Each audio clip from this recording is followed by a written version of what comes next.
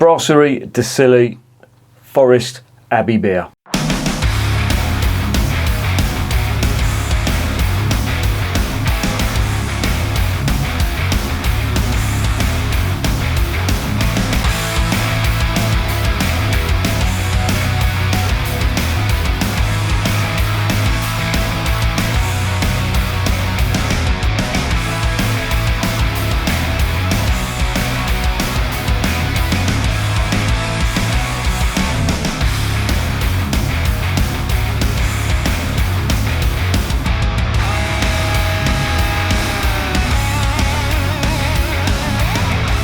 And remember, life is too short to be drinking shitty beer.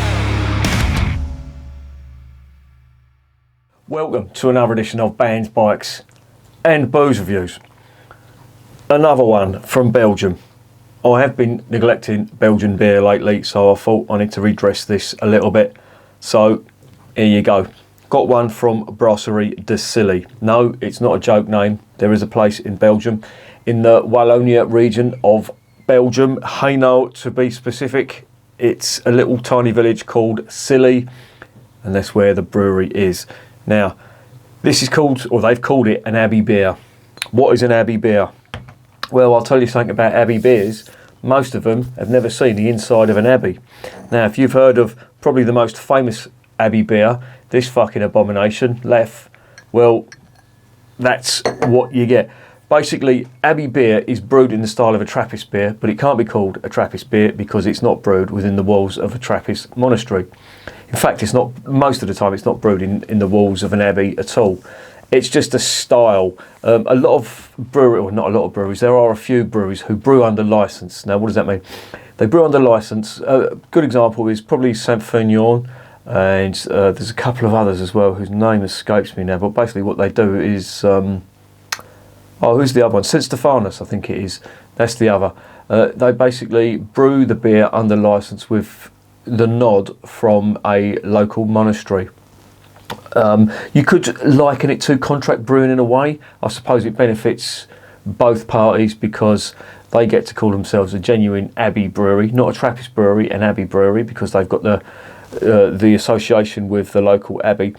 But it's good for the Abbey as well because I assume they get some of the profits too. And I think the St. Stephanus stuff, the monks actually approved the beer. What a fucking job that is. It makes me almost want to become a monk. Probably would never happen. Anyway, this is a blonde. Now, Abbey beer, again, there's no specific style to Abbey beer. You could have a double, a quadruple, a triple, or is it an ankle, as they call a single, or blonde. That's basically what it is. And that was traditionally the table beer. And I think have recently released a monk's table beer, which is quite low in ABV. It's basically what they would drink at meal times, and very nice it was too. It's basically the session beer. Now, this is anything but a session beer. This is 6.5%, so it's a little bit on the hefty side. So that's not. That's again this Abbey, this whole Abbey thing. The cynic in me says it's just marketing. It's upholding a tradition of beer being brewed by holy men, and that was supposedly, I did hear this from believe it or not, there was a beer expert I used to work with years ago.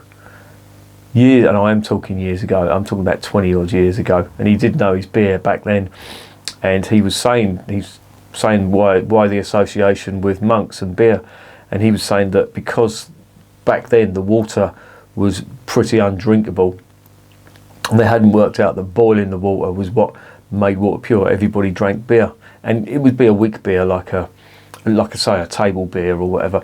But a lot of the monks brewed it because it was supposedly such a great thing that people could sustain themselves on beer, that they believed it was a gift from God, and that's why the monks brewed it.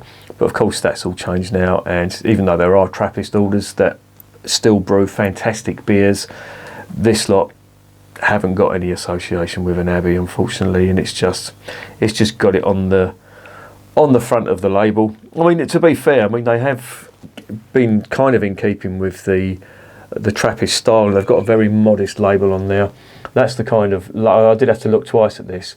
but that is the kind of label you'd get from a monastic brewer. They would be very, very conservative, and that is very conservative indeed. What they have given it though is the Belgian protected status, and there's something else on there, and do you know what, it's so fucking small, I'm going to have to take a photo of that, because the old mince pies ain't fucking working.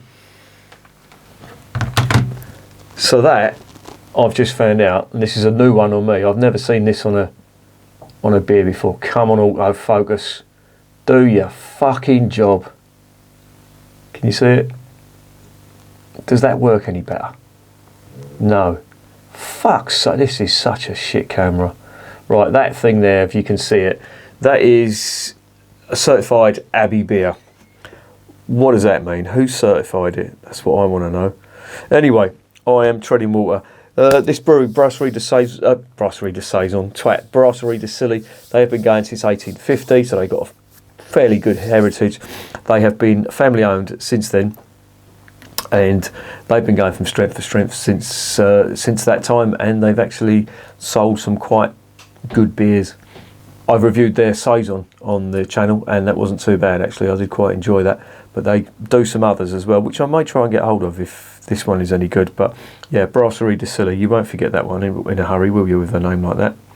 Anyway, let's get on to the next section.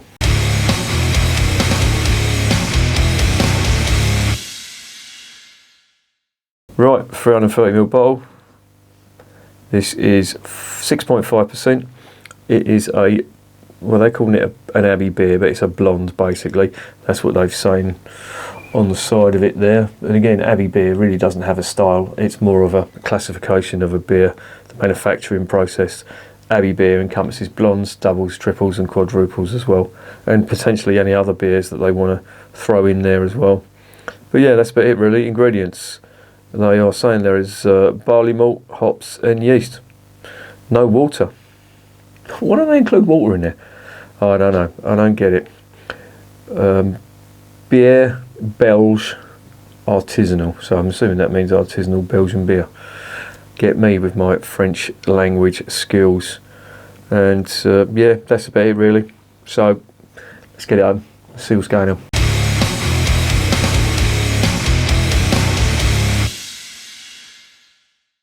Right. Oh, is this going to fizz up on me again like it did the other day? I had a fucking nightmare with that. It was a bottle conditioned beer. What one was it? It was one of them Belgian jobs. The carbonation in it was fucking mental. That's just a silver coloured cap, nothing to see there. Let's get it into the glass. It doesn't say whether this is bottle conditioned or not, so I'm going to assume it's not. And the reason I'm using the left glass is because my other chalice is in the wash. It's in the dishwasher. Right, I'm already getting bitter aromas, like hot bitterness. Yeah, there's even more of it now. Well, it's quite grassy, like bitter green grass.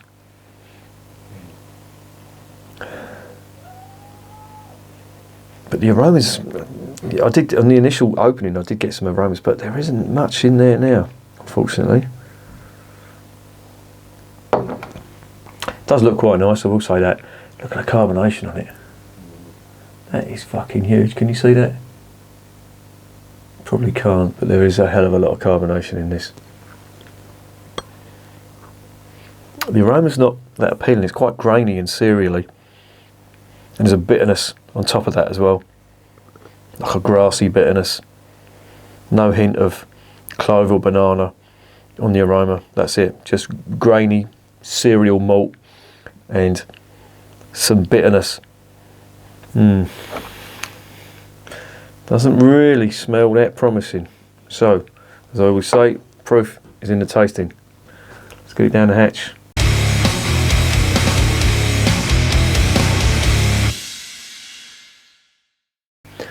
Bottoms up.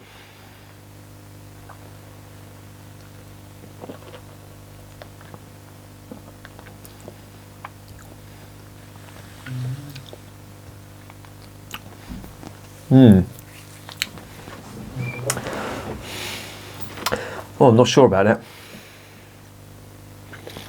To me, that tastes like a very mediocre English golden ale, would you believe, with some quite pronounced hop bitterness on it.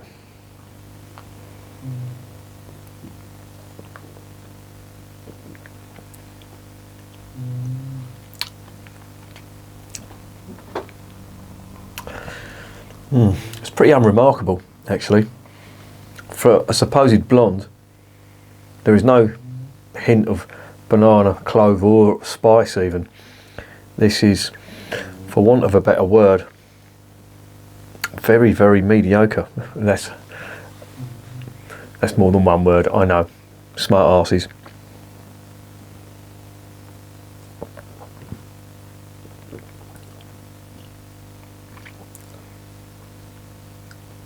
No trace of ethanol on there. Nothing. It's very, very, I'd say, boring. There's a bitterness to it, but there's an almost mintiness to it as well, which could potentially be coming from some of the hops that have been used in it, or the yeast even.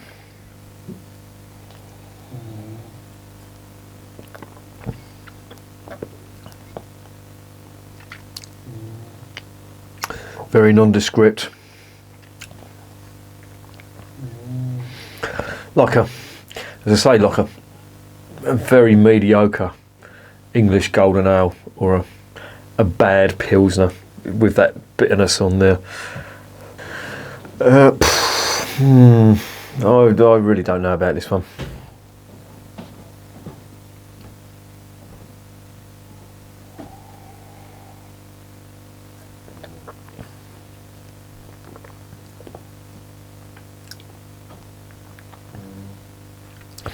Maybe there's a little bit of spice on that finish, but it ain't big. Like a little bit of a sort of peppery, white peppery spice. But all in all, that is a very, very unremarkable beer. There's no real character on it at all. I would have expected a blonde. I would have expected at least some clove on there. But they've not gone for that. They've omitted that. They've omitted the hints of banana. They've omitted the sugar, the candy sugar in there, and what they've produced is basically, as I say, it's top fermented. It's got hops in it, and I think they are English style hops. To me, it tastes like I wouldn't say a bad golden ale, but a very, very average golden ale that's got quite a high percentage of alcohol in it. And that, the aroma was the giveaway. It doesn't matter how many mouthfuls of this I'm going to take. There's going to be no revelation at how good a beer this is. This is just very, very, this is bang average, I will say that.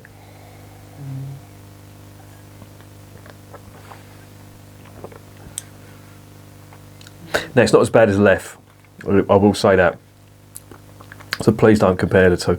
Believe it or not, Lef has got a lot more flavour and character to it, but it just tastes fucking vile.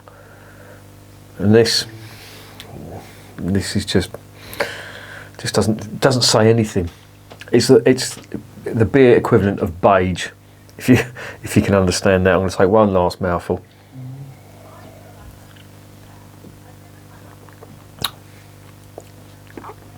Nah, not impressed. In a word, boring.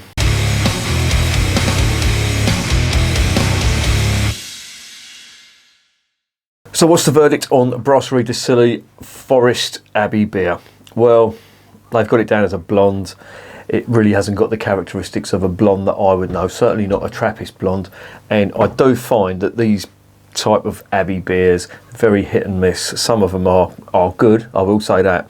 But stuff like this, I'm just not impressed, to be honest. There's no real character in that beer. There's no lovely yeasty esters. There isn't even any candy sugar in there. It's, as I say, it just reminds me of a golden ale, an English golden ale, and not a very good one at that. And yeah, I would question why they bothered, or I'd question that recipe, to be honest. Just, give it a little bit more character. On the plus side, I suppose it is it's an inoffensive beer, so you could, if you was eating stuff, you could have that. But and the alcohol is quite big on this. It's 6.5%, so you can't session it. Which again makes me wonder why they've made that ABV so high. If they'd have made that sort of, I don't know. Yesterday I had a 4.5% Belgian beer from the Castile. It was their Castile Extra, and that was really nice actually.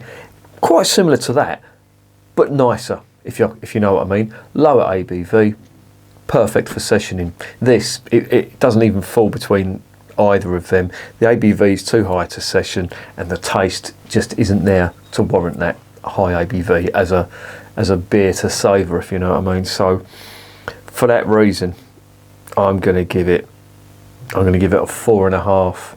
It's probably about right. I was thinking of 5, but I think 4.5. Now let me give you the price, and this will justify whether it's a 4.5 or a 5. Abbaye de Forest Blond. What is that? It's not Abbaye de Forest Blonde. It's Abbey beer style. Brasserie de Silly Forest Blonde.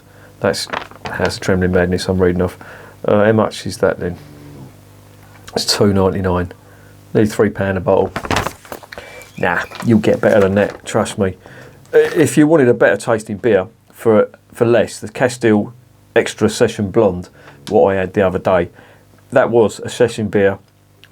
It had a nice drinkable flavour profile to it, and it just tasted a hell of a lot nicer than that.